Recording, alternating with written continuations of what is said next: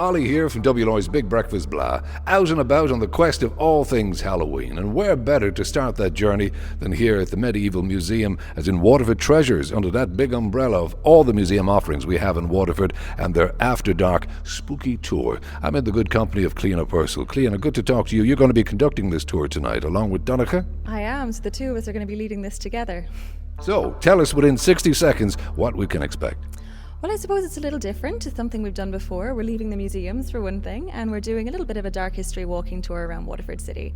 So we are sort of leaning into that appetite for dark history. We're going to have a look at some forgotten characters from around Waterford and hopefully bring them out into the light tonight. And the fact, of course, that Waterford is Ireland's oldest city. Oh, absolutely. 1,000 years of characters, 1,000 years of stories, lots and lots for us to explore today. Can you guarantee my safety? No promises. Well, we're going to take a chance on that. Why not come with us?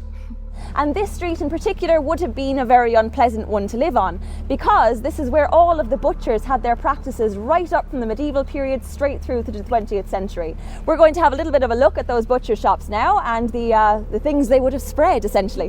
When the Black Death hit Europe in 1347, Waterford would have been one of the first places in Ireland to experience it because of our great European trade.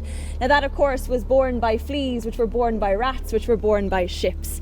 It would have devastated the city when it arrived. Between 1/3 and 1/2 of the population would have died.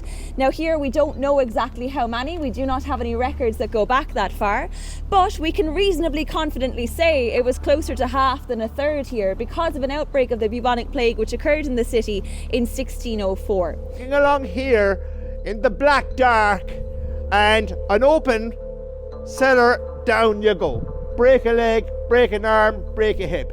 And there are constant letters to the local papers complaining about the fact that cellars were open and they were a danger to life and limb. Two mistresses who he carried on with in public, much to the scandal of Britain and Ireland during this time. Now this was a very cruel society. They loved to stick names on people. His two mistresses were known throughout the islands as the Elephant and the Maypole, because one of them was very overweight and the other was very tall and very thin. Now their names were Sophia and Melusina. Now the Middle Ages was a time of violence, it was a tough time.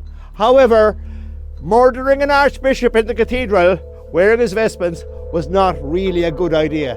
Well, I've survived the After Dark tour, courtesy of Waterford Treasures. Big thank you to Cliona and Donncha, two great guides, and so much to discover in Ireland's oldest city here in beautiful Waterford. Well worth it, highly recommended. Check out Waterford Treasures After Dark tour.